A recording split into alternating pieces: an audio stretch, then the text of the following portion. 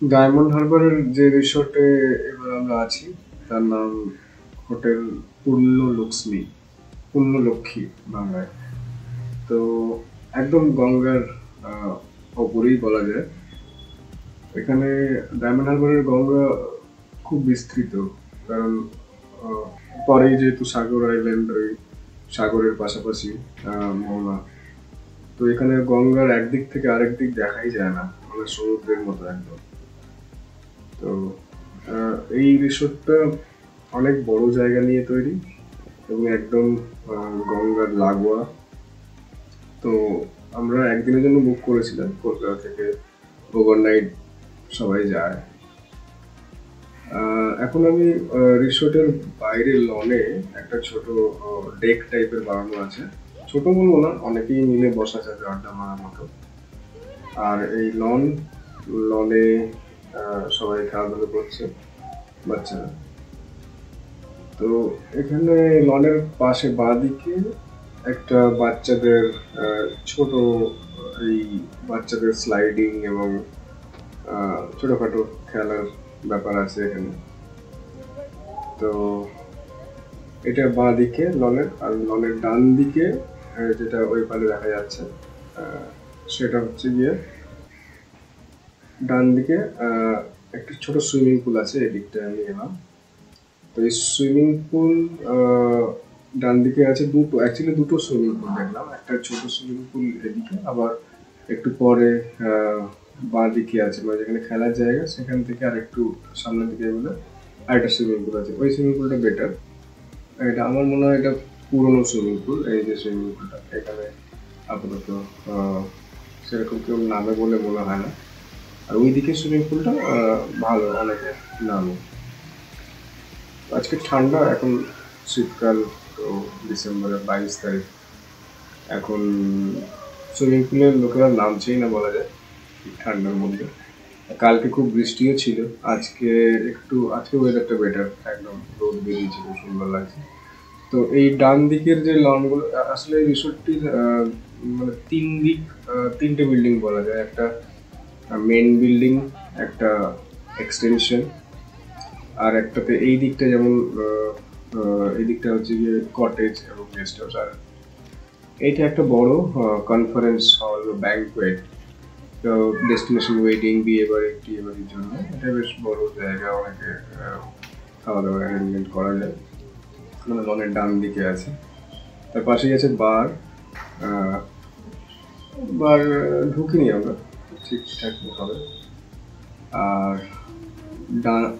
এই এটা হচ্ছে অ্যানেক্স বিল্ডিং, মানে এক্সটেনশন। তো এই অ্যানেক্স বিল্ডিং এখানে 3 তলা।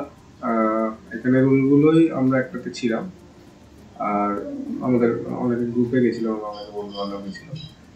আর এই মেন বিল্ডিংও রুম আছে, তবে সব রুমে ব্যালকনি নেই। আমরা এবার ডিসেম্বরের লাস্টের দিকে প্রচন্ড রাশ, আমরা ব্যালকনিওয়ালা রুম পাইনি। বাঁদিকে রিসেপশন, এখানে একদম কার নিয়ে আসা যায়। কালকে যেহেতু আসার সময় বৃষ্টি হচ্ছিল, আমরা একদম ড্রাইভ করে চলে এলাম এখানে। এই ডান দিকেই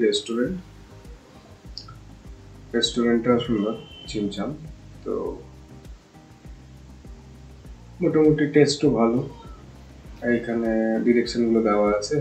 ডান দিকে কটেজ, মেন বিল্ডিং হচ্ছে যেখানে রিসেপশন, আর বাঁ দিকে অ্যানেক্স বিল্ডিং যেখানে আমরা রুম পেয়েছি। তো আর এর সামনে পার্কিং। আর এখানে বাঁ দিকে একটা রুফটপ রেস্টুরেন্ট আছে, বা রেস্টুরেন্ট কাম বার বলবো। সেখানে যাবো তার আগে ব্রেকফাস্টের জায়গাটা দেখিয়ে নিই। ব্রেকফাস্ট কমপ্লিমেন্টারি দিয়েছিল আমাদের, সবারই থাকে কমপ্লিমেন্টারি ব্রেকফাস্ট। তো এখানে বেশ বড় একটা জায়গা যেখানে আমরা ব্রেকফাস্ট করলাম সকালে। অনেক রকম ভ্যারাইটি ছিল, এই যেমন ধোসা, লাইভ ধোসা কাউন্টারও ছিল, এখনো বানিয়ে চলেছে dosa. South Indian, Bengali breakfast সব রকমই ছিল। এবার আমি যাচ্ছি স্কাইলাইন, ওই যেটা বললাম যে রুফটপ ক্যাফে প্লাস বার। তো সেখানে আমরা গতকাল লাঞ্চের টাইমে এত রাশ ছিল যে আমরা নিচে রেস্টুরেন্টে জায়গা পাইনি। তো আমি ওদেরকে বললো যে ওপরে গিয়ে খেতে পারেন, তো আমরা ওপরেই খেয়েছিলাম। তো এখন আমি যাচ্ছি দেখাতে ব্যাপারটা। তো এখানে ঢোকার মুখে বিভিন্ন রকম সুন্দর সুন্দর পেন্টিং আছে।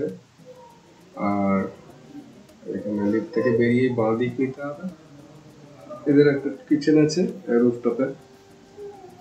তো এইখান থেকে নিচের দিকে তাকালে মানে 4th ফ্লোরে ওরা রুফ গার্ডেন করেছে, সুন্দর, বেশ মেনটেন্ড মনে হলো। আর স্কাইলাইন এটা এখন এই মুহূর্তে বন্ধ আছে, কারণ এটার সার্ভিস বোধহয় একটু পরে বেলার দিকে হয়। আমি সকাল সকাল এসেছি, তো লাঞ্চের টাইমে খুলবে। আর বাঁ দিকে যেখানে যাবো সেখানে সুন্দর ভিউ গঙ্গা। আর এই রুফটপ রেস্টুরেন্টটা থেকেও খুব সুন্দর ভিউ দেখা যায় গঙ্গা। এটা বার কাউন্টার। এখানে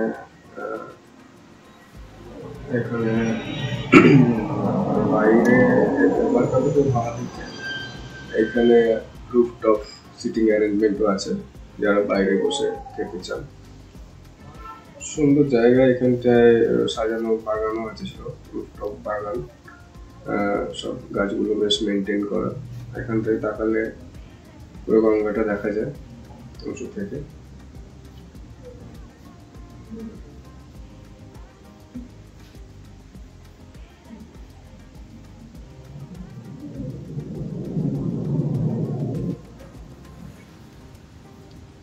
এইখান থেকে সুইমিং পুলটা একটু দেখিয়ে নেবো। আমি সুইমিং পুল নিচে আর যাইনি। এই যে সুইমিং পুলটা দেখা যাচ্ছে, যে সুইমিং পুলটা সবাই যায়। তো এটা টোটাল রিসোর্টের টপ ভিউ বলবো। তো এখান থেকে বাঁদিকে এই যে কটেজগুলো দেখা যাচ্ছে, কটেজগুলো। আর আমি এখন তাহলে মেন বিল্ডিং এ আছি, রুফটপে। আর এখানকার বাঁদিকে এখন আমরা অ্যানেক্স বিল্ডিং দেখতে পাচ্ছি। যে অ্যানেক্স বিল্ডিং এ আমরা রুম পেয়েছি। খুব বড়, বিশাল বড় রিসোর্ট বলবো। অনেক গেস্ট এখানে অ্যাকোমোডেট হয়। আর ডায়মন্ড হারবার যেহেতু কলকাতা থেকে কাছেই, তো এই 3 ঘন্টার ড্রাইভ, যদিও ডিস্টেন্স খুবই কম, 60-70 কিলোমিটার, কিন্তু ট্রাফিক খুব সুন্দর। ট্রাফিক যেদিক থেকেই যাবেন রাস্তা অবস্থা খুবই খারাপ। আমার মনে হয় লোকাল ট্রেন অপশন আছে, আমার মনে হয় লোকাল ট্রেনে যাওয়াই ভালো। রুমটা দেখিনি, আমাদের কিছু নয়, আমরা এরকম পেয়েছি। তো একটা ছোট ফ্রিজ, একটা ওই কফি সেট আপ ছিল, টি কফির আপনাদের জন্য। আর এখানে একটা ছোট উইন্ডো আছে, টিভি আছে ছোট, খুব বড় টিভি না, একটা 22 ইঞ্চি টিভি। আর এই উইন্ডো থেকে একটু বাইরেটা দেখা যায়, কিন্তু এখান থেকে গঙ্গা দেখা যাচ্ছে।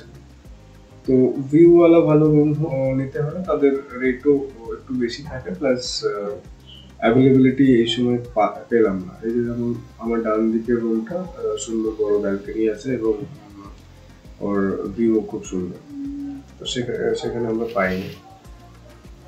আমাদের এই রুমগুলোর মোটামুটি অ্যাভারেজ 2,500 থেকে 3,000-এর মধ্যে থাকে, সিজন অনুযায়ী একটু আপ ডাউন হয়। এই রুমের বসার জায়গা ভালোই আছে। ডান দিকে ছোট সোফা আছে, আর এখানে শোয়ার জায়গা, ফ্যান আছে, টয়লেট মোটামুটি স্ট্যান্ডার্ড। ছোট্ট একটা আলমারি দিয়েছে, ওখানে জিনিসপত্র রাখা যাবে। এই রুম তো এইটুকুই আজ। Thank you, thanks for watching.